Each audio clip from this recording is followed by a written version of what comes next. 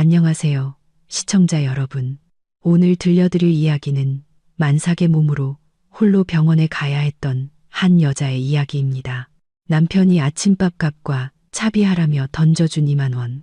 하지만 그녀는 조용히 택시를 잡아 공항으로 향했습니다. 살을 내는 듯한 12월의 칼바람이 낡은 목재 창문 틈으로 비집고 들어와 마치 누군가 원안에 차 울부짖는 듯한 소리를 냈다. 서울의 겨울 추위는 내가 살던 남쪽의 그것과는 달랐다. 뼛속까지 파고드는 혹독한 추위였다. 나는 해지고 달아빠진 낡은 장판 위에 웅크리고 앉아 있었다. 임신 부종으로 퉁퉁 부은 손으로 얇은 스웨터 너머 불룩 나온 9개월 된 배를 연신 쓰다듬었다. 오늘 저녁 밥상도 처참할 정도로 단출했다. 언제 삶았는지 모르게 차갑게 식어버린 시래기 나물 한 접시, 짜기만 한 간장 종지, 그리고 푸석한 흰쌀밥이 전부였다. 곧 출산을 앞둔 임산부에게 이 집에서 허락된 식사였다. 시어머니는 소반에 앉아 밥주걱을 든 채 시장 물가가 얼마나 올랐는지 끊임없이 중얼거리셨다. 시아버지는 방구석에 앉아 긴 곰방대에 불을 붙여 한 모금 깊게 빨아들이셨다. 자욱한 담배 연기에 내가 기침을 터뜨렸지만 아버님은 전혀 개의치 않고 낡은 텔레비전 뉴스에서 눈을 떼지 않으셨다. 남편 민준이 퇴근하고 돌아왔다. 잔뜩 찌푸린 얼굴로 먼지투성이 바람막이를 옷걸이에 내던지고는 밥상에 털썩 주저앉았다. 그는 오늘 아이는 어떤지, 내가 힘들지는 않은지 한마디 묻지도 않고 그저 밥을 입에 우겨 넣기 바빴다. 퍽퍽한 밥을 삼키는데 목이 메어왔다. 뱃속의 아이가 세차게 발길질을 해댔다. 아이도 배가 고프거나 이 숨막히는 분위기에 항의하는 것 같았다. 나는 용기를 내어 밥그릇을 내려놓고 조심스럽게 입을 열었다. 어머니, 민준 씨, 내일이 출산 전 마지막 정기 검진일이에요. 의사 선생님이 아이가 크고 양수 과다증 기미가 있어서 제왕절개를 해야 할 수도 있으니 꼭 정밀 검사를 받아야 한다고 하셨어요. 내일 어머님이나 민준 씨가 같이 병원에 가주실 수 있을까요? 순간 정적이 흘렀다. 민준이 밥을 씹던 소리가 멈췄다. 시어머니는 밥그릇을 소반에 탁 소리가 나게 내려놓았다. 사기그릇과 양은 밥상이 부딪히는 소리가 날카롭게 울렸다. 그녀는 날카로운 눈으로 나를 쏘아보며 특유의 가시돋친 목소리로 말했다. 검사는 무슨 놈의 검사? 별꼴이야. 아주. 내가 애 셋을 낳는 동안 초음파 한 번 안 보고도 다들 얼마나 쑥쑥 잘 크고 황소처럼 건강한데 요즘 것들은 아주 유난이야. 유난. 조금만 아프다 하면 병원 가서 돈 쓸 궁리만 하고 돈이 땅 파면 나오는 줄 알아. 나는 고개를 숙인 채 눈물을 애써 참으며 설명했다. 하지만 어머님, 지난번에 의사 선생님이 태아 위치가 아직 안 좋다고 하셨고 아랫배도 자주 아파서 걱정이 돼서 그래요. 시어머니는 내 말을 자르며 손을 내저었다.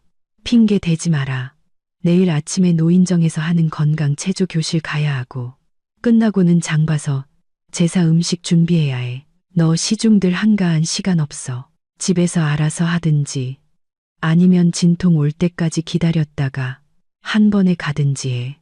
나는 희망을 품고 남편 민준을 바라보았다. 일말의 동정심이나 보호를 기대하며 하지만 민준은 잔뜩 인상을 쓴 채 귀찮다는 표정으로 밥을 입에 넣으며 쏘아붙였다. 뭘 봐. 내일 배달 대행 뛰어서 만근 수당 받아야 해. 요즘같이 추운 날엔 주문이 밀려서 하루만 쉬어도 몇십만 원이 날아가는 거 몰라? 멀쩡한데 자꾸 병원 가자고 해서 사람 귀찮게 하지 마. 가슴이 무너져 내리는 듯 했다. 뱃속의 아이는 그의 핏줄이고 이 집의 장손이었다. 그런데 아이의 생명과 안전이 고작 몇 푼의 수당이나 있으나 마나 한 건강 체조 교실보다 못하다니 서러움이 북받쳐 올라 눈물이 밥그릇 위로 뚝뚝 떨어졌다. 내가 우는 것을 보자 민주는 더욱 짜증을 냈다. 그는 벌떡 일어나 주머니에서 구깃구깃한 지폐 한 장을 꺼내 벗겨진 나무 식탁 위로 휙 던졌다. 낡고 기름때 묻은 2만 원짜리 지폐였다. 이거나 받고 내일 알아서 택시 타드네. 남는 돈 있으면 뜨끈한 호빵이나 사 먹고 다시는 내 잠 깨우면서 징징거리지 마. 사내 재수없게 여자가 어딜 감히 훌쩍거려. 말을 마친 민주는 안방으로 들어가 버렸고 나는 싸늘하게 식은 밥상과 싸구려 자선처럼 덩그러니 놓인 2만 원짜리 지폐와 함께 홀로 남겨졌다. 시아버지는 그제야 느긋하게 담배 연기를 내뿜으며 한마디 툭 던지셨다. 돈 줬으면 됐지, 알아서 가. 우리 집은 며느리 오냐오냐 하는 집안 아니야. 밥이나 빨리 먹고 설거지해. 밤새 더럽게 놔두면 조상님들이 노하신다. 나는 조용히 눈물을 닦고 2만 원을 집어들었다. 손안의 지폐는 차가웠지만 이 집 사람들의 마음만큼 차갑지는 않았다. 2만 원, 한 번의 산부인과 진료, 우리 모자의 안전, 그리고 남은 부부의 정을 위한 값이었다. 냉대만 가득한 밥상을 보고 내 배를 내려다보았다. 아가야, 엄마가 미안해. 서울의 밤은 깊어질수록 더욱 고요하고 매서웠다. 10제곱미터도 안 되는 비좁은 방 안에는 민준의 코 고는 소리가 천둥처럼 울려 퍼졌다. 그는 유일하게 두꺼운 이불을 혼자 독차지한 채 몸을 말고 있었고 나는 침대 끝에 웅크린 채 얇은 담요 하나를 겨우 덮고 있었다. 도저히 잠을 이룰 수 없었다. 덜 닫힌 창문 틈으로 스며든 냉기가 옷 속을 파고들어 온몸이 덜덜 떨렸다. 하지만 육체의 추위는 마음속의 빙하에 비하면 아무것도 아니었다. 나는 옆으로 누워 무거운 배를 감싸 안았다. 눈물은 하염없이 흘러 베개를 적셨다. 집이 그리웠다. 햇살과 바람이 가득한 내 고향 부산. 언제나 나를 사랑하고 감싸주시던 부모님과 언니가 있는 그곳이 사무치게 그리웠다. 민준과 결혼하겠다고 고향에 안정된 직장을 버리고 서울로 시집을 가겠다고 했을 때 부모님은 급구 말리셨다. 멀리 시집 가면 고생이다. 딸아, 음식 맛도 다르고 서러운 일 생기면 어디 가서 하소연하겠니? 그때는 눈먼 사랑에 모든 말을 흘려듣고 서울에서 행복한 가정을 꾸리자는 민준의 약속만 믿었다. 하지만 이제 잔혹한 현실이 내 뺨을 후려쳤다. 시집 온 2년 동안 나는 이 집에서 그림자처럼 살았다. 새벽에 일어나 아침 식사를 준비하고 청소하고 출근했다가 퇴근하면 다시 시댁 식구들을 위해 저녁을 차렸다. 내가 번 월급은 모두 시어머니께 드려야 했다. 생활비로 쓴다고 하셨지만 몰래 시집간 딸에게 돈을 빼돌리는 것을 나는 알고 있었다. 임신하고 입덧이 심해져 일을 그만두고 집에 있게 되자 가족들의 태도는 완전히 달라졌다. 나는 식충이이자 집안의 짐 덩어리가 되었다. 나는 세상 모르고 잠든 민준을 바라보았다. 평생 나를 아껴주겠다고 맹세했던 남자. 이제는 개에게 뼈다귀를 던져주듯 2만 원짜리 구겨진 지폐를 던져주는 남자가 되었다. 만약 오늘 밤 내가 진통이 온다면 이 남자는 잠을 설친다며 짜증을 낼까? 아니면 나를 병원에 데려다 줄까? 만약 나에게 무슨 일이 생긴다면 이 피도 눈물도 없는 가족들 사이에서 내 아이는 어떻게 될까? 한 가지 생각이 머리를 스쳤다. 처음에는 희미한 불꽃이었지만 이내 걷잡을 수 없이 타올랐다. 떠나야 한다. 여기서 서서히 죽어갈 수는 없다. 내 아이를 구하고 내 인생을 구해야 한다. 나는 낡은 침대가 삐걱거리지 않도록 조심하며 몸을 일으켰다. 벽에 걸린 시계를 보니 짧은 바늘은 3을, 긴 바늘은 6을 가리키고 있었다. 새벽 3시 30분, 도시 전체가 잠든 시간. 이 지옥 같은 곳에서 탈출하기에 가장 완벽한 순간이었다. 나는 살금살금 옷장을 열었다. 짐을 많이 챙길 수는 없었다. 헐렁한 옷 몇 벌과 몰래 사서 옷장 깊숙이 숨겨두었던 신생아 옷까지. 그리고 산모 수첩을 챙겼다. 모든 것을 낡은 검은색 여행 가방에 쑤셔 넣었다. 서랍 가장 깊은 곳, 낡은 책갈피 사이에 끼워둔 작은 봉투를 꺼냈다. 석 달 전 입덧으로 야윈 나를 보러 오셨던 엄마가 몰래 손에 쥐어주신 50만 원이었다. 혹시 모르니 비상금으로 가지고 있어라. 시댁에는 절대 말하지 말고. 귓가에 맴도는 엄마의 목소리에 눈물이 핑 돌았다. 이것이 나를 자유로 이끌어줄 티켓이었다. 가장 두꺼운 외투를 입고 목도리를 칭칭 감았다. 방을 떠나기 전 화장대 위에 덩그러니 놓인 2만 원짜리 지폐를 보았다. 나는 그것을 집어 외투 주머니에 넣었다. 이 돈으로 서울에서의 마지막 여정을 지불할 것이다. 깔끔하고 단호한 이별의 대가였다. 조용히 방문을 열고 어두운 거실로 나갔다. 옆방에서 시아버지의 코 고는 소리가 들려왔다. 나는 숨을 죽이고 고양이처럼 발걸음을 옮겼다. 심장이 미친 듯이 뛰었다. 현관의 무거운 철문이 빗장을 풀자 기카는 작은 소리를 냈다. 나는 잠시 얼어붙었다. 등에서 식은땀이 흘렀다. 다행히 아무도 깨지 않았다.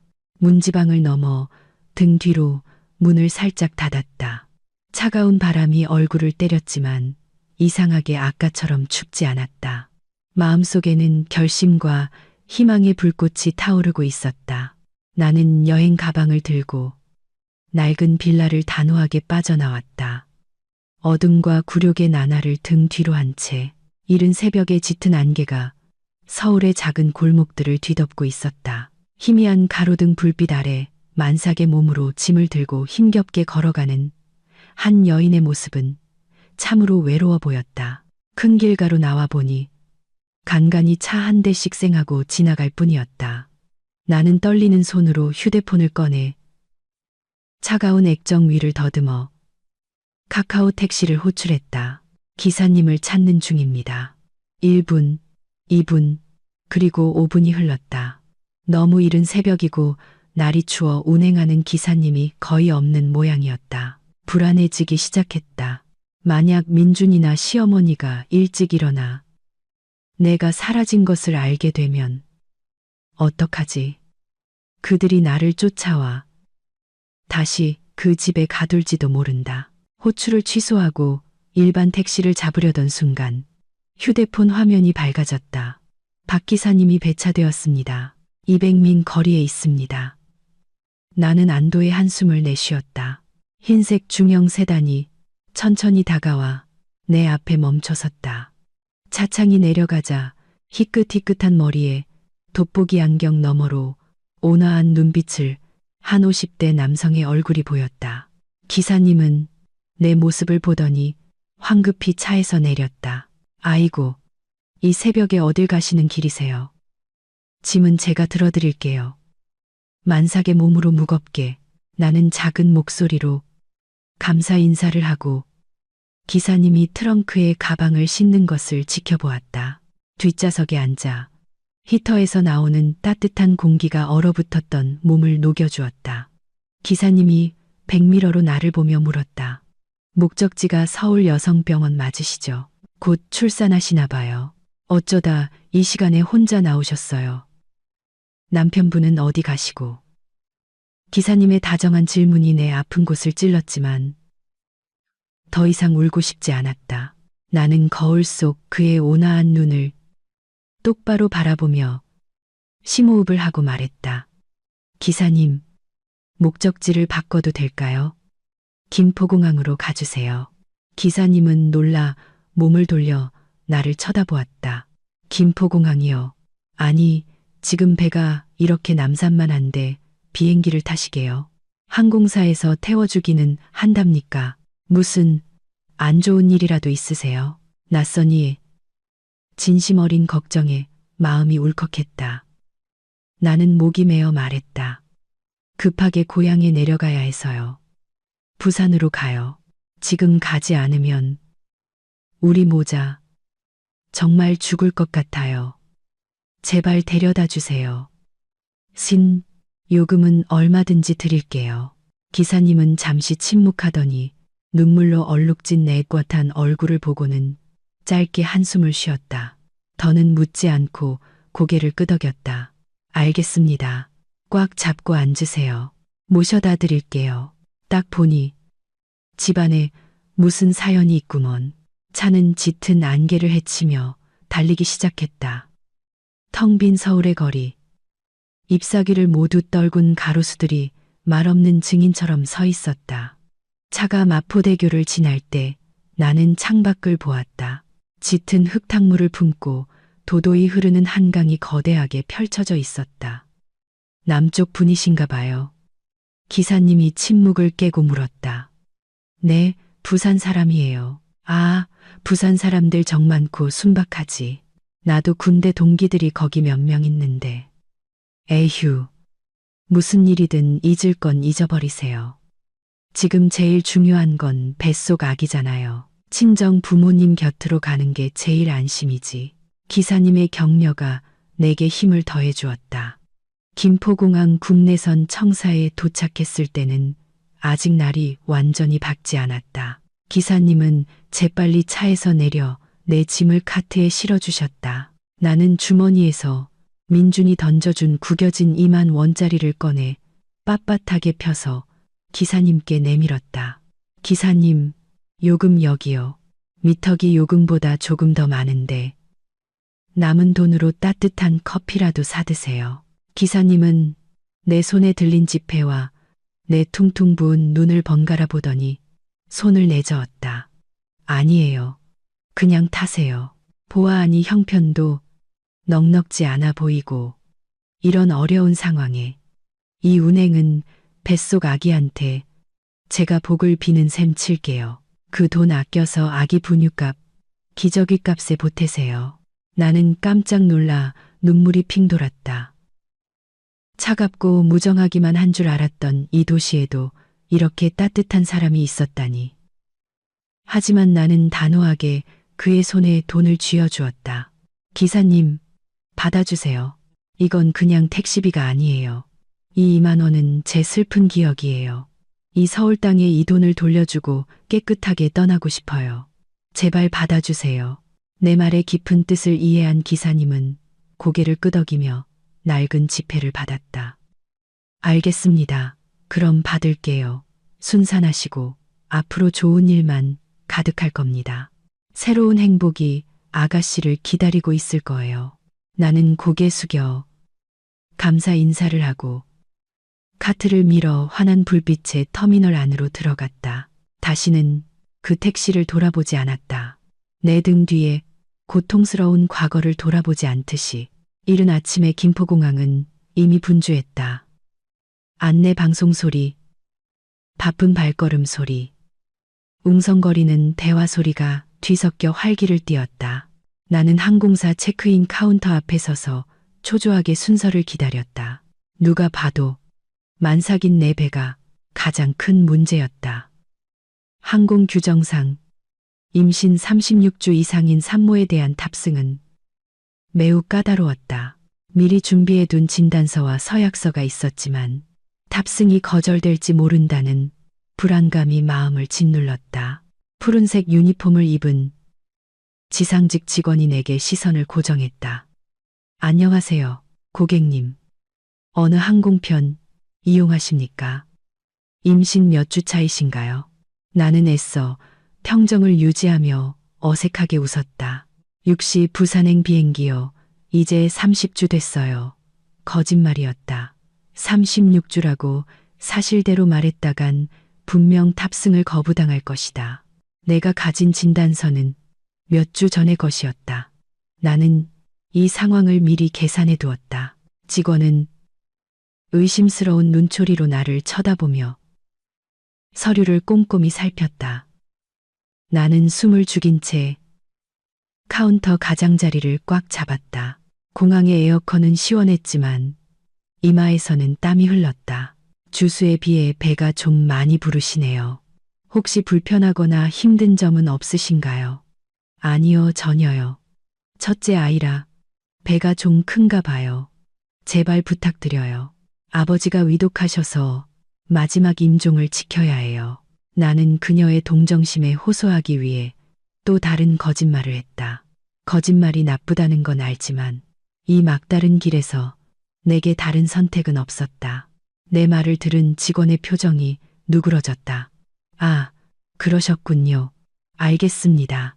최대한 빨리 수속 도와드리겠습니다. 여기 책임 면제 서약서에 서명 부탁드립니다. 수속과 보안 검색을 마치고 탑승 대기실로 들어섰다. 많이 걸은 탓에 다리가 퉁퉁 붓고 쑤셔왔다.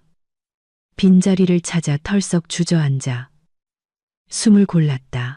내 옆자리에는 아마도 대학생으로 보이는 젊은 여학생이 헤드폰을 끼고 책을 읽고 있었다. 내가 힘겹게 숨을 쉬는 것을 보자 그녀는 헤드폰을 벗고 가방에서 새 생수 한 병을 꺼내 내게 건넸다. 저기요, 물 좀 드세요. 많이 힘들어 보이셔서요. 혹시 혼자 가시는 거예요? 나는 물병을 받아들고 감동해서 고개를 끄덕였다. 고마워요. 부산에 가요. 어머, 저도 부산 가는데 좌석 번호가 어떻게 되세요? 가까운지 한번 볼게요. 이따 비행기 탈 때 짐 들어드릴게요. 젊은 학생의 따뜻한 친절에 마음이 녹아내렸다. 시댁이라는 문을 벗어나니 세상은 이토록 너그럽고 따뜻했다. 생면부지의 사람들이 지난 2년간 가족이라 불렀던 사람들보다 수만 배는 더 잘해주었다. 탑승 안내 방송이 나오자 그 여학생은 내 무거운 짐을 들어주고 한 걸음 한 걸음 탑승교까지 나를 부축해 주었다. 승무원들도 나를 보자마자 달려와 자리를 안내해주고 다리를 편히 뻗을 수 있도록 앞쪽의 넓은 좌석으로 바꿔주었다. 비행기가 활주로를 향해 움직이기 시작했다. 엔진의 굉음이 기체를 뒤흔들었다. 나는 창문에 얼굴을 기댄 채 밖을 보았다. 서울의 하늘은 여전히 잿빛 구름으로 가득했다. 아래로는 고층 빌딩과 구불구불한 도로들이 점차 작아지며 멀어져 갔다. 지금쯤 집에서는 민준이 아직 자고 있을 테고 시어머니는 건강체조를 하러 갈 준비를 하고 있겠지. 그들의 순종적인 며느리가 이미 멀리 날아올랐다는 사실은 꿈에도 모를 것이다. 비행기는 속도를 높여 구름을 뚫고 하늘로 솟아올랐다. 기압 변화로 가슴이 철렁했지만 이내 기묘할 정도로 가벼워졌다. 나는 탈출했다. 그 어두운 감옥에서 완전히 벗어났다. 안녕, 서울. 안녕, 차가운 밥상과 독설. 안녕, 박정한 남편과 싸구려 2만 원. 나는 남쪽으로 따스한 햇살과 진정한 사랑이 있는 곳으로 날아가고 있었다. 다시 눈물이 흘렀다. 하지만 이번에는 고통의 눈물이 아닌 해방의 눈물이었다. 1시간 남짓의 비행은 꿈처럼 지나갔다. 기장이 부산 김해국제공항에 접근 중이라는 안내 방송을 할 때 나는 창밖으로 펼쳐진 푸른 바다를 보았다. 찬란한 황금빛 햇살이 해안선을 따라 부서지며 백사장을 물들이고 있었다. 북쪽의 건조한 햇살과는 다른 따뜻하고 생명력 넘치는 빛이었다. 비행기는 부드럽게 활주로에 착륙했다. 기내 문이 열리자 바다의 짭조름한 내음을 품은 따뜻한 공기가 밀려 들어왔다.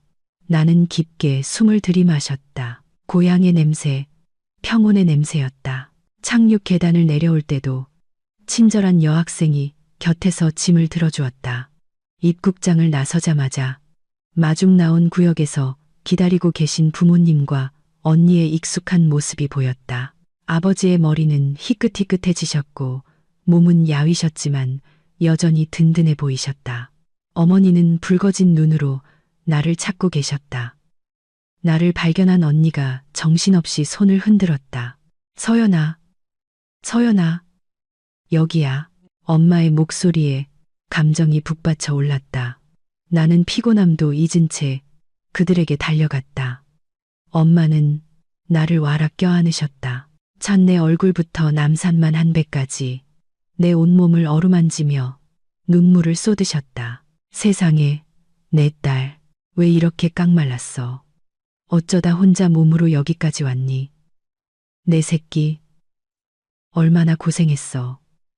아버지는 옆에 서서 눈시울을 붉히셨다. 거친 손으로 내 어깨를 토닥이며 떨리는 목소리로 말씀하셨다. 돌아왔으면 됐다. 집에 왔으니 이제 살았다. 괜찮아. 이제 아빠 엄마가 있잖니. 언니는 내 짐을 받아들고 차로 나를 이끌었다. 가족의 차는 푸른 가로수가 늘어선 익숙한 길을 달렸다. 부산은 변함없는 평온함으로 나를 맞아주었다. 조용한 골목에 위치한 3층짜리 단독주택. 내가 시집 가던 날과 모든 것이 그대로였다. 내 방은 엄마가 깨끗하게 청소해 두셨고 이불에서는 햇볕 냄새가 났다. 식탁에는 푸짐한 음식이 차려져 있었다. 차가운 시래기나물이나 퍽퍽한 밥이 아니었다. 김이 모락모락 나는 뜨끈한 돼지국밥, 고소한 해물파전, 그리고 내가 가장 좋아하는 비빔당면까지. 엄마는 내 그릇에 고기를 듬뿍 담아주시며 목맨 소리로 말씀하셨다. 많이 먹어라, 딸아. 기운 차려야지. 새벽부터 푹 고왔어. 우리 손주도 건강해야지. 나는 숟가락을 들어 국밥을 한술 떴다. 진한 국물의 감칠맛, 부드러운 고기, 알싸한 부추 향이 어우러져 오랫동안 마비되었던 모든 감각을 깨웠다. 나는 먹으면서 울었다. 눈물이 뜨거운 국밥 위로 떨어졌다. 엄마, 아빠, 죄송해요. 제가 잘못했어요. 부모님 말씀을 들었어야 했는데. 아버지는 맞은편에 앉아 부드럽게 말씀하셨다. 지난 일은 잊어버려라. 사람이라면 누구나 실수할 수 있어. 중요한 건 네가 돌아왔다는 거야. 우리 집이 큰 부자는 아니지만 내 자식, 내 손주 굶기고 서럽게 하진 않는다. 이제 여기서 마음 편히 출산하고 몸조리해. 아빠 엄마가 다 키워줄게. 언니가 내 손을 꼭 잡았다. 맞아, 서연아. 걱정 말고 몸조리나 잘해. 아기용품 같은 건 걱정 마. 내가 이미 다 사놨어. 그 쓰레기 같은 놈은 그냥 처음부터 몰랐던 사람이라고 생각해. 가족의 따뜻한 사랑 속에서 나는 다시 태어난 기분이었다. 이 온기, 이 존중, 타향에서 2년간 그토록 갈망했던 것이었다. 창밖을 보니 부산의 햇살이 나뭇잎 사이로 눈부시게 쏟아지고 있었다. 나는 이 순간부터 나와 내 아이의 인생이 새로운 장을 열었음을 직감했다. 어두운 과거를 저 멀리 남겨두고 빛과 희망으로 가득 찬 새로운 장을 요란한 알람 소리에 잠에서 깼다. 어젯밤 마신 술 때문에 머리가 깨질 듯 아팠다. 습관처럼 아내의 온기를 찾아 옆자리를 더듬었다. 하지만 손에 잡히는 것은 차가운 허공뿐이었다. 옆자리 베개는 뽀송했고 이불은 냉랭했다. 나는 비틀거리며 일어나 눈을 비볐다. 서연이 어디 갔어? 평소 같으면 벌써 부엌에서 아침 준비하고 있을 시간인데 나는 중얼거렸다. 이 여자 아침부터 어딜 간 거야? 또 그 무거운 몸으로 시장 가서 군것질거리나 사러 갔나 보지. 나는 하품을 하며 방을 나섰다. 어머니가 막 건강체조를 마치고 돌아오셨다. 손에는 나물 몇 줌과 돼지고기가 담긴 장바구니가 들려 있었다. 헝클어진 내 모습을 보시더니 인상을 찌푸리며 꾸짖으셨다. 지금이 몇 시인데 아직 세수도 안 했어? 내 마누라는 어디 갔니? 부엌이 왜 이렇게 썰렁해? 운동하고 와서 배고파 죽겠는데 밥도 안 차려놓고. 나는 머리를 긁적이며 말했다. 제가 어떻게 알아요? 일어나 보니 없던데. 골목 앞 분식집에 아침 먹으러 갔거나 어디 갔겠죠. 제가 아내를 숨겨놓기라도 한 줄 아시겠어요? 어머니는 장바구니를 식탁에 내려놓으며 날카롭게 쏘아붙였다. 어휴, 저 게으른 것. 배는 남산만 해가지고 어딜 쏘다니는 거야. 혹시 어젯밤 일 때문에 삐져서 친정 언니네 집으로 가버린 거 아니야? 말도 안 돼요. 언니는 멀리 부산에 사는데 아마 어제 제가 말한 대로 혼자 택시 타고 병원에 갔겠죠. 어머니는 일단 라면이라도 끓여 드세요. 저는 옷 갈아입고 일하러 가야 해요. 오늘 추워서 배달 주문 많을 테니 바짝 벌어야죠. 나는 서연이가 집 근처 산부인과에 갔다가 점심때쯤 돌아올 것이라고 대수롭지 않게 생각했다. 배달 대행 유니폼으로 갈아입고 오토바이 키를 챙겨 집을 나섰다. 아내의 이례적인 부재를 무시한 채 그날 오전 내내 나는 쉴 새 없이 배달콜을 처리했다. 휴대폰은 쉴 새 없이 울렸고 아내와 아이를 생각할 겨를조차 없었다.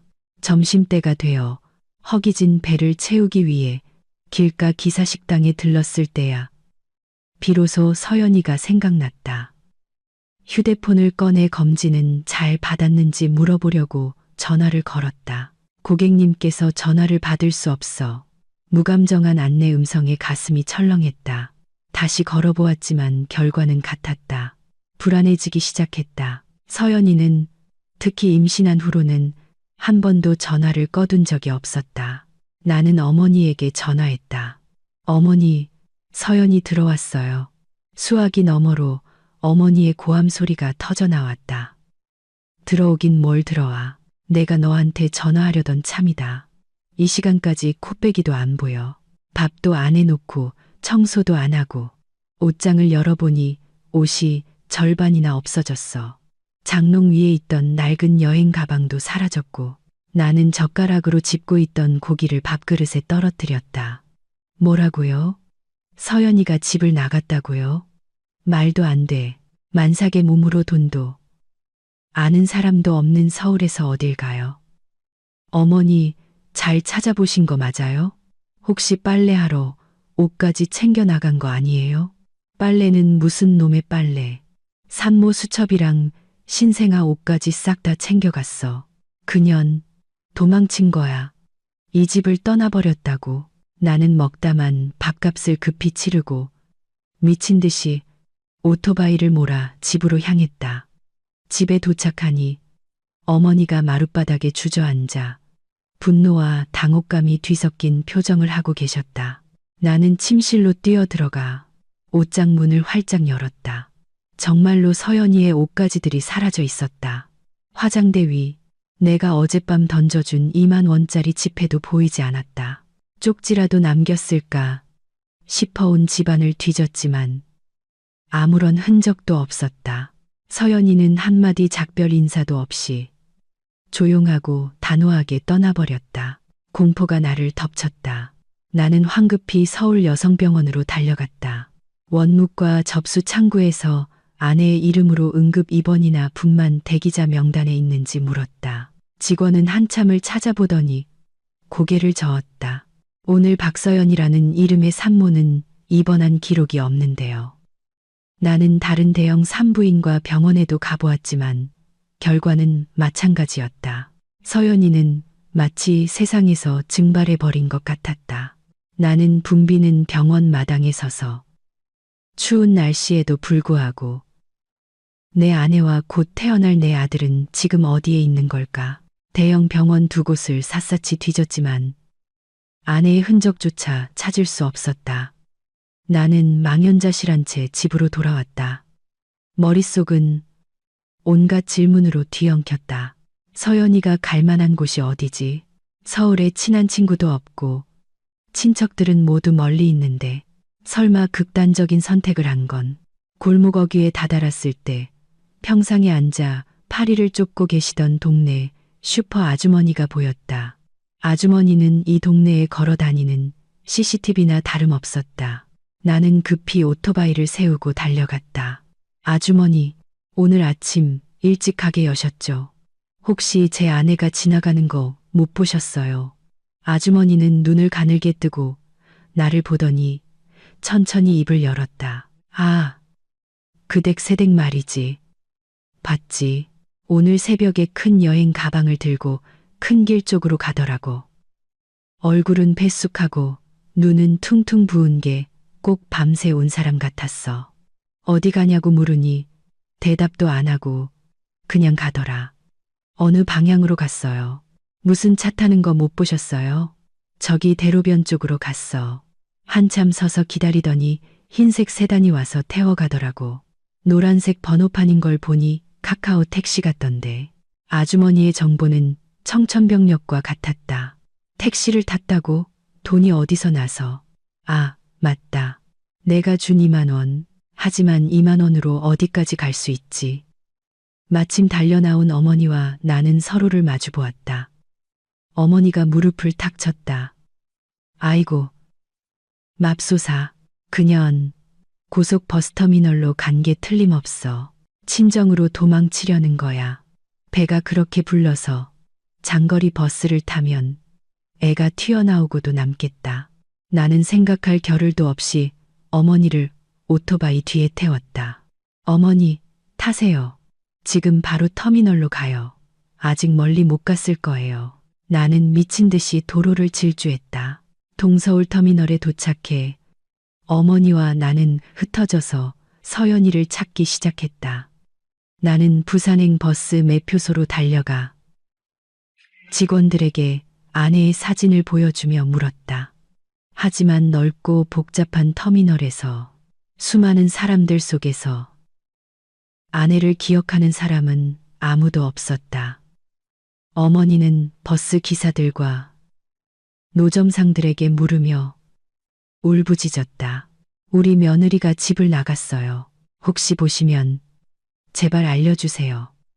사람들은 어머니를 이상한 눈으로 쳐다볼 뿐이었다.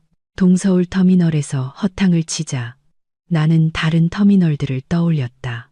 우리는 다시 급하게 다른 버스터미널로 향했다. 오후 내내 사투를 벌였다. 다리는 끊어질 듯 아팠고 배는 굶주렸지만 걱정과 불안 때문에 아무것도 느껴지지 않았다. 하늘이 어두워지기 시작했고 내 희망도 점점 꺼져갔다. 우리는 터미널 앞 인도에 주저앉았다. 절망적이었다. 어머니가 흐느끼기 시작했다. 저 못된 것, 이 집안을 망하게 하려고 작정을 했구나.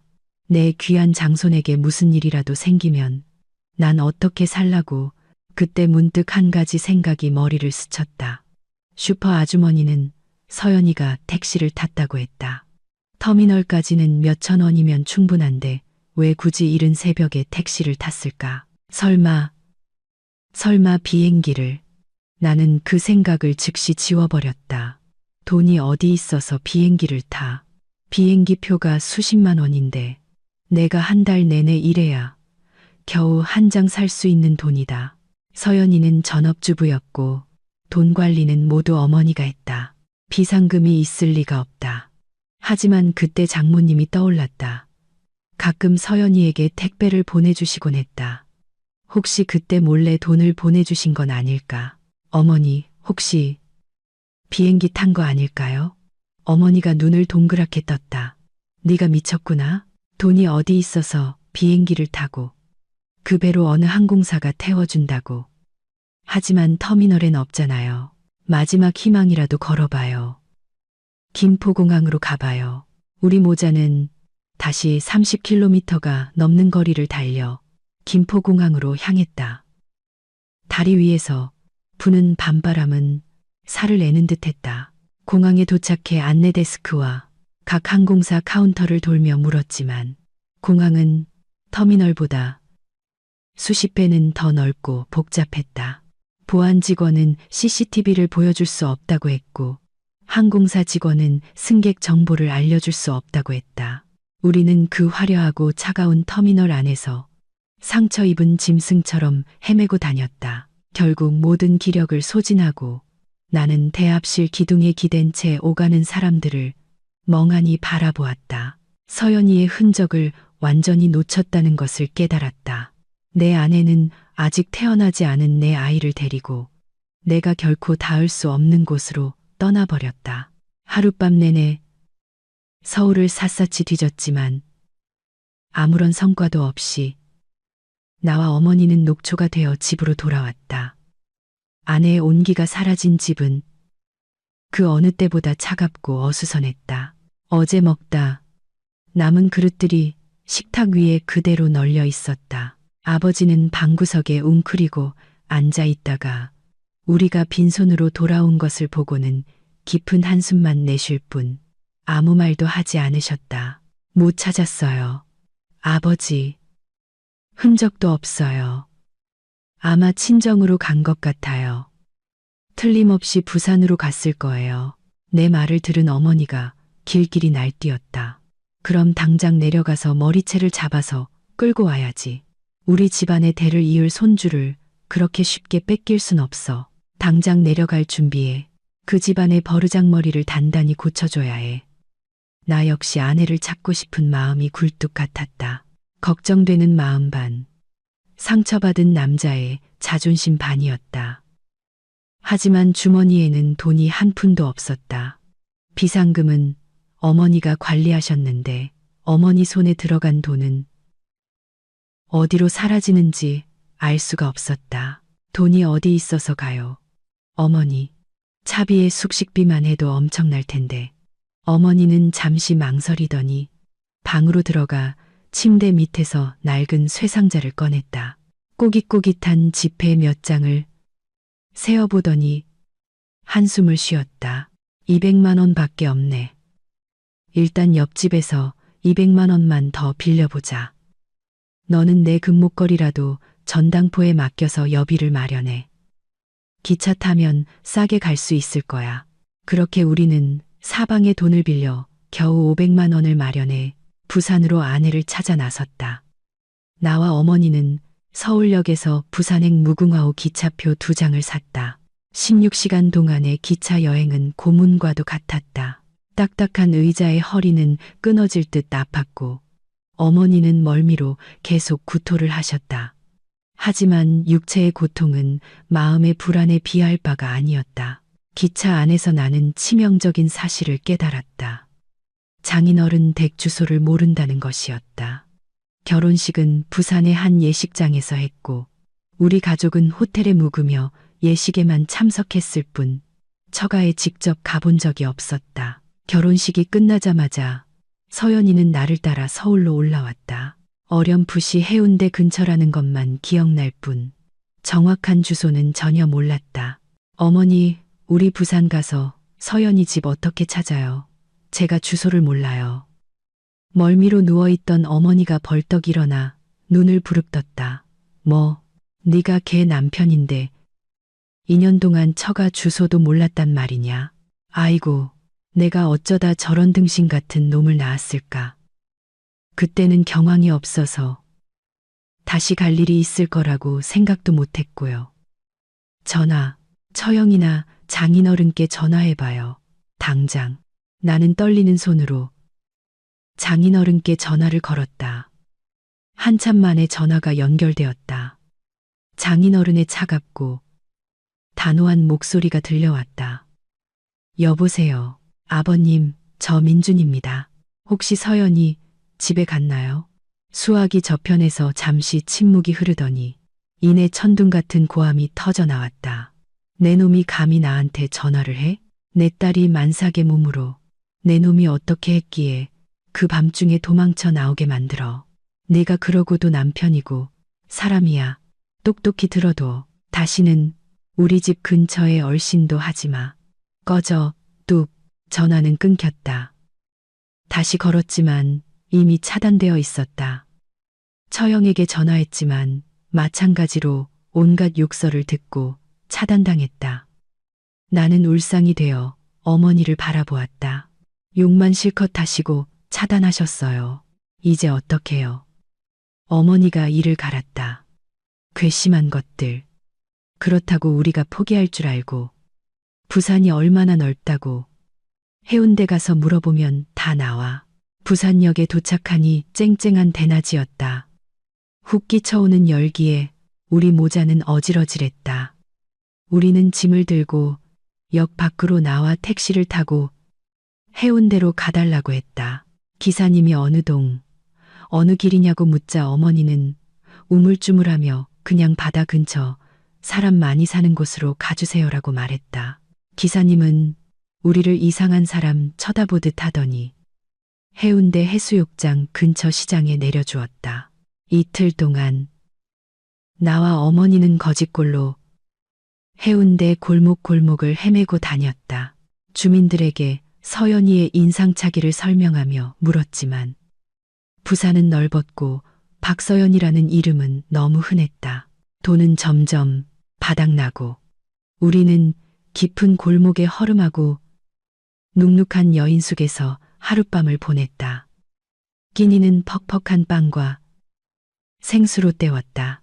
다리가 퉁퉁 부은 어머니는 계속해서 투덜거렸다. 내 팔자야. 며느리 찾으러 왔다가 이게 무슨 고생이람. 이럴 줄 알았으면 그냥 동네 처녀랑 결혼시킬걸. 괜히 멀리서 데려와서 사서 고생이야. 결국 주머니에 서울로 돌아갈 기차표 값만 남았을 때 우리는 실패를 인정할 수밖에 없었다. 이번 여정은 어리석고 돈만 낭비한 헛수고였다. 우리는 지친 몸을 이끌고 다시 기차에 올랐다. 망신과 피로감만 가득 안은 채 서연이와 내 아이는 여전히 저 낯선 바다 도시 어딘가에 있었다. 부산에서 처참하게 돌아온 후 나는 넋나간 사람처럼 지냈다.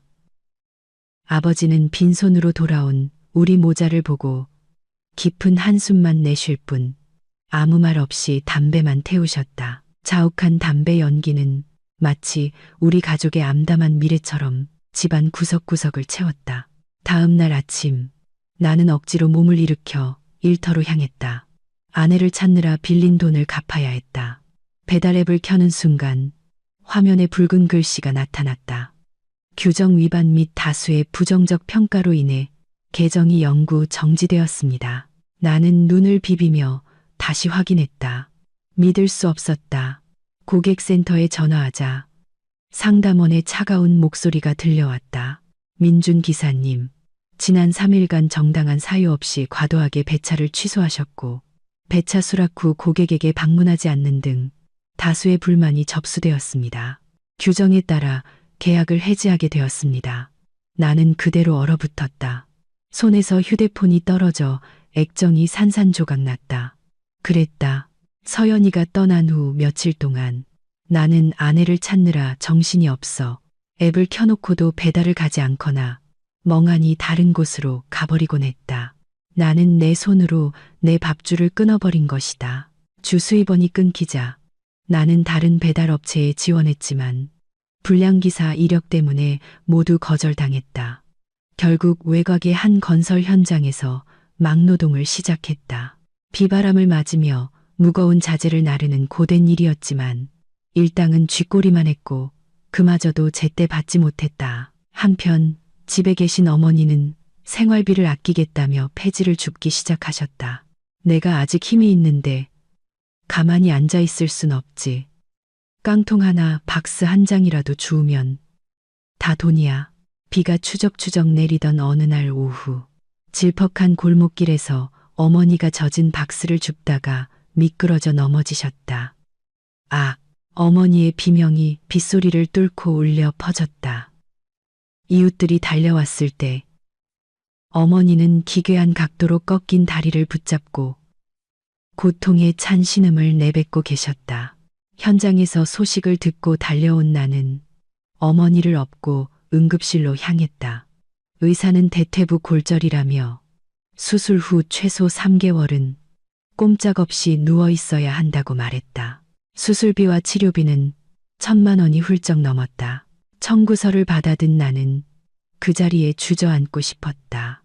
어머니의 사고 소식에 충격을 받으신 아버지는 혈압이 급상승해 가벼운 뇌졸중으로 쓰러지셨다. 입이 돌아가고 말이 어눌해졌으며 손을 심하게 떨어 밥숟가락조차 제대로 들지 못하셨다. 그렇게 비좁은 집안에는 다리가 부러져 누워있는 노인과 뇌졸중으로 거동이 불편한 노인, 그리고 실업자의 빚더미에 앉은 내가 남겨졌다. 집안에서는 매일같이 싸움과 한탄, 원망의 소리가 끊이지 않았다. 다 내 마누라 때문이야. 그 재수 없는 년 때문에 우리 집안이 이 꼴이 됐어. 어머니는 다리에 통증에 신음하며 서연이를 저주했다. 나는 말없이 아버지에게 죽을 떠먹여 드리며 쓴 입맛을 다셨다. 이것이 서연이에게 저질렀던 냉혹함에 대한 업보일까? 서연아, 어디 있니? 이 집이 지금 어떤 대가를 치르고 있는지 알고 있니? 서울이 암울한 어둠에 잠겨 있을 때 부산에 나는 내 인생에서 가장 평화로운 나날을 보내고 있었다. 부모님과 언니는 나를 극진히 보살폈다. 엄마는 매일 영양가 높은 음식을 해주셨고 아버지는 저녁마다 나를 데리고 바닷가를 산책시켜 주셨다. 내 마음은 편안해졌고 뱃속의 아이도 더 이상 나를 아프게 발로 차지 않았다. 화창한 어느 날 아침, 아기에게 씌워줄 작은 모자를 뜨고 있을 때 갑자기 진통이 시작되었다. 처음에는 약한 통증이었지만 점점 더 강하고 잦아졌다. 양수가 터져 옷을 흠뻑 적셨다. 엄마, 배가 너무 아파. 아기가 나오려나 봐. 엄마와 언니는 황급히 택시를 불러 나를 부산의 한 여성병원으로 데려갔다. 차 안에서 언니는 내 손을 꼭 잡고 괜찮아. 서연아, 심호흡해. 곧 우리 조카 만날 수 있어라며 나를 안심시켰다. 분만실에 들어서자 온몸이 찢어지는 듯한 고통에 정신을 잃을 것 같았다. 하지만 아이를 생각하며 우리 모자의 미래를 생각하며 이를 악물고 버텼다. 의사와 간호사들은 부드러운 목소리로 나를 격려했다. 힘내세요, 산모님. 아기 머리가 보여요. 한 번만 더 힘주세요. 나는 있는 힘껏 소리를 질렀다. 응애, 응애. 아이의 첫 울음소리가 우렁차게 울려 퍼지자 나의 모든 고통과 피로가 눈 녹듯 사라졌다. 간호사가 붉고 작은 아기를 내 가슴 위에 올려주었다. 따뜻하고 부드러운 감촉에 행복의 눈물이 하염없이 흘렀다. 축하합니다. 3.5kg의 아주 건강한 아들이에요. 엄마를 쏙 빼닮았네요. 나는 가슴 위에서 새근사근 잠든 아들을 내려다보았다. 작은 입술을 오물거리며 작은 손으로 내 손가락을 꼭 쥐었다. 이 아이는 신이 내게 주신 가장 귀한 선물이었다. 병실 밖에서 기다리시던 부모님과 언니는 손주를 보자 환하게 웃으셨다. 엄마는 울면서 웃으셨고 아버지는 얼굴 가득 행복한 미소를 지으셨다. 언니가 물었다. 이름은 뭐라고 지을 거야? 나는 아들을 사랑스럽게 바라보며 미소 지었다. 평안, 김평안. 이 아이의 삶은 평안하기를 바라는 마음에서요. 집에서는 곰이라고 부를 거예요. 씩씩하게 자라라고. 병원과 집에서 나는 온전한 사랑 속에서 지냈다. 엄마는 내 몸조리를 위해 매일같이 보양식을 만들어 주셨고 언니는 조카의 기저귀를 갈아주었다. 그곳에는 비난도 냉대도 없었다. 오직 웃음과 행복만이 가득했다. 나는 곤히 잠든 아들을 보며 마음속으로 맹세했다. 강해져야 한다. 열심히 일해서 이 아이를 훌륭하게 키워낼 것이다. 내 아들에게는 무책임한 아빠 따위는 필요 없다. 외할아버지, 외할머니의 사랑이면 충분하다. 민준과 그의 가족들은 이제 내게 희미한 기억일 뿐이었다. 나는 더 이상 그들을 원망하지도 기대하지도 않았다. 내 인생에는 이제 오직 내 아들과 내 가족뿐이었다. 시간은 흘러 우리 고미가 태어난 지 한 달이 되었다. 오늘은 아이의 100일이었다. 우리 가족은 이른 아침부터 분주하게 100일 잔치를 준비했다. 집안은 웃음소리로 가득했다. 어머니와 언니는 부엌에서 백설기와 수수팥떡을 만들었고 아버지는 조상님께 새 식구가 생겼음을 알리는 차례상을 정성껏 차리셨다. 오늘 우리 고미는 내가 직접 만든 파란색 아기 정장을 입고 모두의 사랑을 독차지했다. 이웃들과 친척들이 찾아와 아이의 건강과 행복을 빌어주었다. 축의금도 제법 모였다. 나는 그 돈을 전부 어머니께 드리려 했다. 엄마, 이 돈으로 생활비에 보태세요. 제가 한 달 동안 신세만 졌잖아요. 어머니는 내 손을 밀어내며 엄하게 말씀하셨다. 무슨 소리냐? 부모가 자식 키우고 손주 돌보는 건 당연한 기쁨이야. 이 돈은 우리 곰이 복돈이니 네가 잘 가지고 있다가 기저귀값, 분유값에 보탰어라. 옆에 있던 언니가 말을 거들었다. 맞아. 서연아, 그 돈은 비상금으로 잘 가지고 있어. 언니 생각에는 네가 손재주가 좋으니 집에서 할 수 있는 부업이라도 시작해보는 게 어때? 기분 전환도 되고 돈도 벌 수 있고. 언니의 제안에 나는 솔깃했다.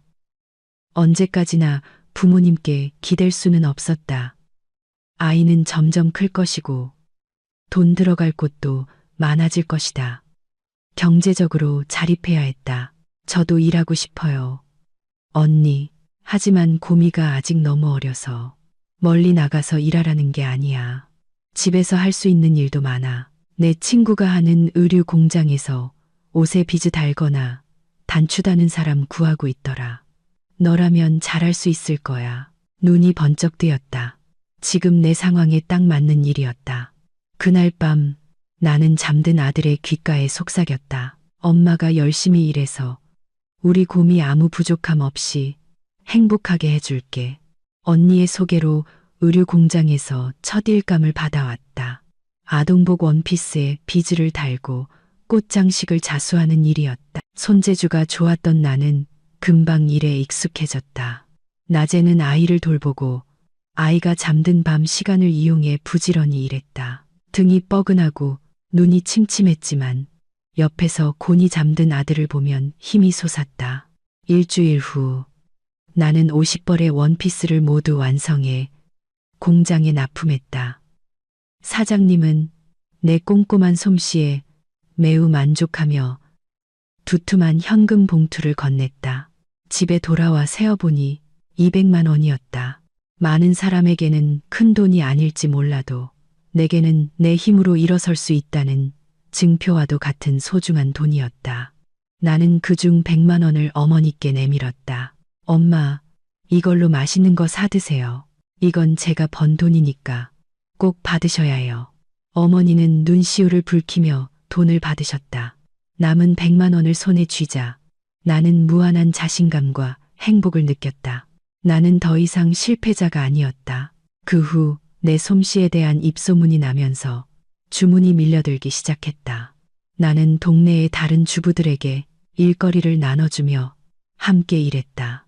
부모님의 작은 집은 언제나 웃음소리와 활기로 가득 찼다. 서연이가 평온한 삶을 꾸려가는 동안 서울의 우리 집은 지옥으로 변해가고 있었다. 어머니가 다리를 다쳐 누워 계시게 되자 모든 부담이 내 어깨 위로 쏟아졌다. 집안은 약 냄새와 병든 자의 악취로 가득했고 어머니는 사소한 일에도 신경질을 내며 비명을 질러댔다. 아버지는 뇌졸중 후유증으로 몸을 제대로 가누지 못하셨다. 나는 하루 종일 막노동에 시달렸지만 벌어오는 돈은 약값과 식비를 감당하기에도 벅찼다. 빚쟁이들은 매일같이 찾아와 행패를 부렸다. 결국 나는 오래된 오토바이를 팔아치워야 했다. 절망의 나날을 보내던 중 우연히 대학 동창인 친구를 만났다. 친구는 내 사정을 듣더니 아내를 찾아주겠다며 나섰다. 요즘 세상에 사람 찾는 게 뭐가 어렵다고. 사진이랑 정보만 줘봐. 나는 지푸라기라도 잡는 심정으로 친구에게 서연이의 사진을 넘겼다. 이틀 후 친구에게서 전화가 왔다. 찾았어. 내 아내. 부산에 있는 친정집에서 지내고 있더라. 주소 정확하게 알아냈어. 나는 서연이의 주소가 적힌 종이를 들고 가슴이 뛰었다. 서연이를 찾아가 용서를 빌면 어쩌면 나는 이 사실을 부모님께 말씀드렸다. 어머니는 눈을 빛내며 소리쳤다. 당장 가야지. 가서 내 손주 당장 데리고 와. 그 집 부자 같던데 돈도 좀 뜯어내고 며느리로서 우리 집을 책임질 의무가 있어. 우리는 남은 돈을 탈탈 털어 다시 부산행 기차에 올랐다. 다리가 불편한 어머니, 거동이 불편한 아버지, 그리고 나, 초라한 행색의 우리 가족은 복수심과 일말의 기대를 품고 부산으로 향했다. 택시는 친구가 알려준 주소 앞에 멈춰섰다. 하얀색 페인트가 칠해진 3층짜리 멋진 집이었다. 문 앞에는 엄마의 옷장이라는 예쁜 간판이 걸려 있었다. 내가 초인종을 누르자 문이 열리고 한 여자가 걸어 나왔다. 활기차고 생기 넘치는 얼굴. 바로 서연이었다. 하지만 예전의 그늘진 모습은 온데간데 없었다. 서연이는 우리를 보고는 얼굴에서 미소를 지웠다. 그녀의 눈빛은 얼음장처럼 차가웠다. 여긴 어쩐 일이죠? 내가 머뭇거리는 사이 어머니가 앞으로 나서며 울부짖었다. 서연아, 아가, 우리가 너랑 우리 손주 보러 왔어. 어서 문 열어다오. 민준의 가족이 나타난 것은 백일몽 속의 악몽 같았다. 그들의 처참한 행색을 보았을 때 나는 동정심 대신 경멸감을 느꼈다. 그들이 나를 찾아온 이유는 결코 애정이나 그리움 때문이 아니라는 것을 나는 너무나 잘 알고 있었다. 나는 차갑게 웃으며 말했다. 손주요, 제가 만삭의 몸으로 병원에 가게 해달라고 애원할 때 당신들은 어디 있었죠? 한겨울 밤에 혼자 공항으로 향할 때 당신들은 뭘 하고 있었죠? 민준이 내 손을 잡으려 했지만 나는 뿌리쳤다. 그가 애원하는 눈빛으로 말했다. 서연아, 내가 잘못했어. 너 없이 우리 가족은 너무 힘들어. 어머니는 다리를 다치시고 아버지는 편찮으시고 나는 직장도 잃었어. 제발 우리에게 돌아와줘. 아니면 아들이라도 한번 보게 해줘. 내 아들이라고 나는 또박또박 말했다. 내 아들에게 아버지는 없어. 아이 이름은 김평안, 내 성을 따랐어. 당신 집안과는 아무 상관없어. 그때 소란을 듣고 부모님과 이웃들이 밖으로 나왔다. 시어머니는 사람들이 모이자 더 큰 소리로 울부짖으며 땅바닥에 주저앉아 며느리를 키운 공을 늘어놓고 자신의 불쌍한 처지를 하소연했다. 하지만 나는 더 이상 두렵지 않았다. 나는 민준과 시어머니를 똑바로 쳐다보며 큰 소리로 말했다. 여기서 연극하지 마세요. 여기 계신 분들은 모두 제가 어떤 모습으로 이곳에 돌아왔는지 아세요. 나는 민준을 가리켰다. 당신, 그날 밤 나에게 던져준 2만 원 기억해? 그걸로 알아서 하라고 했지. 이제 와서 돌아오라고. 부끄럽지도 않아. 이어서 시어머니를 향해 말했다. 그리고 어머님, 저를 식충이라고 구박하셨죠. 이제 제가 제 힘으로 돈 벌어 내 아들 잘 키우고 있으니 다시 돌아가서 당신들 수발 들고 빚 갚아주길 바라시는 거죠. 꿈 깨세요. 우리의 인연은 제가 그 집 문을 나서는 순간 끝났어요. 내 단호한 말에 민준의 가족은 할 말을 잃었다. 아버지가 앞으로 나서며 위험 있는 목소리로 말씀하셨다. 돌아가 주십시오. 초대받지 않은 손님은 받지 않습니다. 내 딸과 내 손주는 이제 우리 가족입니다. 계속해서 소란을 피우시면 경찰을 부르겠습니다. 민주는 절망적인 눈빛으로 나를 한번 쳐다보더니 힘없이 어머니를 부축해 돌아섰다. 세 사람은 중천에 뜬 뜨거운 햇볕 아래 초라하게 멀어져 갔다. 나는 그들의 모습이 사라질 때까지 지켜보다가 안도의 한숨을 내쉬었다. 마침내 나는 내 삶을 지켜냈다.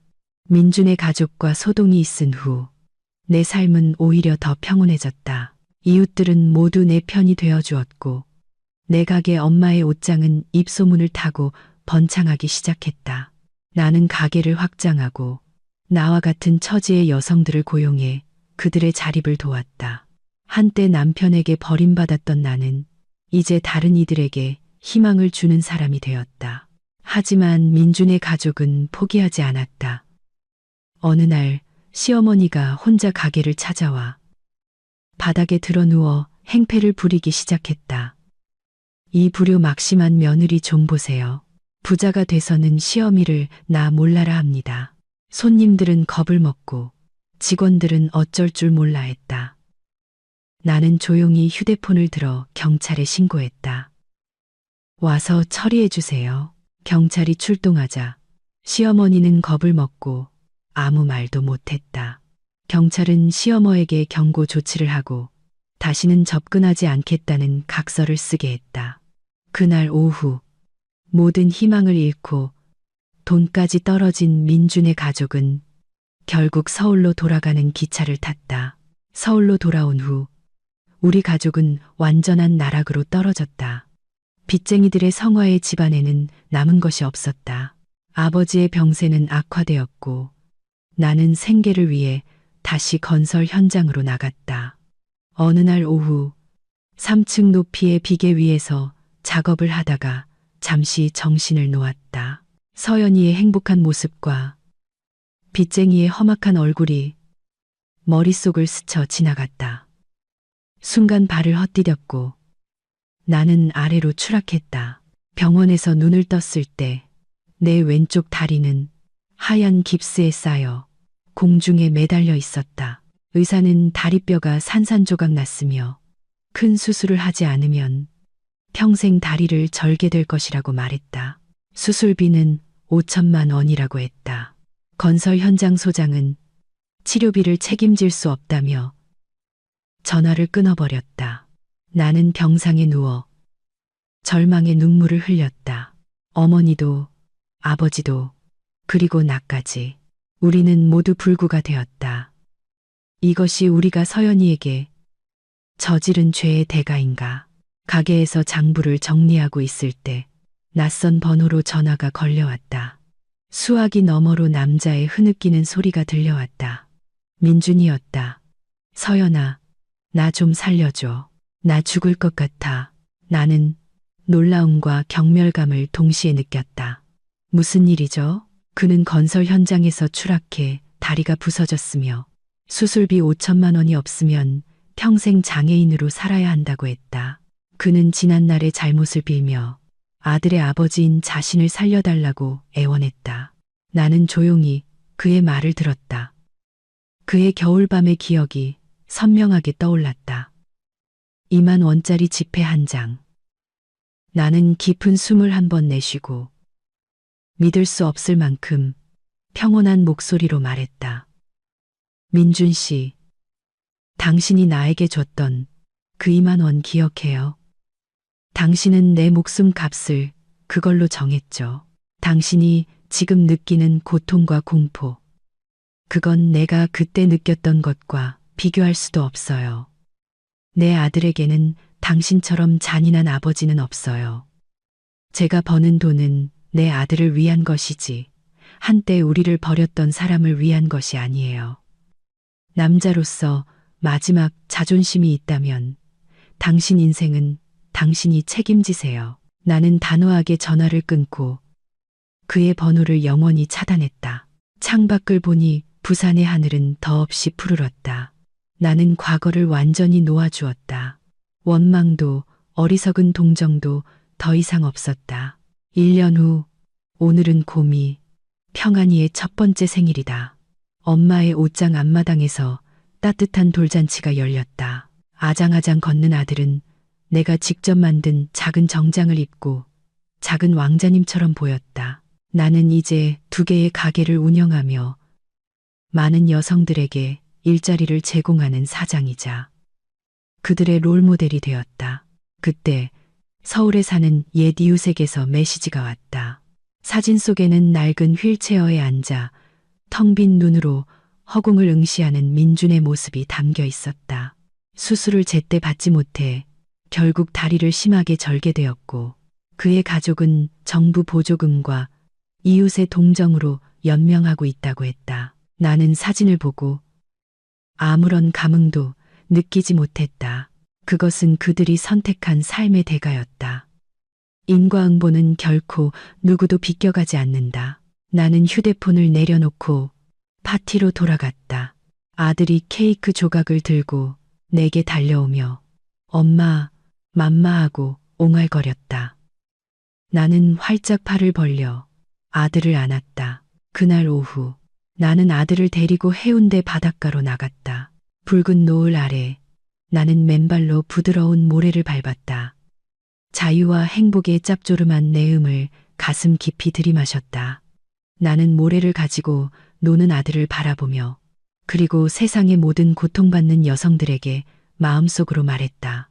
가치 없는 것들은 용감하게 버리세요. 다시 시작하는 것을 두려워하지 마세요. 행복은 언제나 우리를 기다리고 있으니까요. 우리가 한 걸음 내딛기만 한다면 햇살은 졌지만 내 마음속에서는 새로운 인생의 여명이 그 어느 때보다 찬란하게 빛나고 있었다. 시청해주셔서 진심으로 감사합니다. 다음 이야기에서 다시 뵙겠습니다.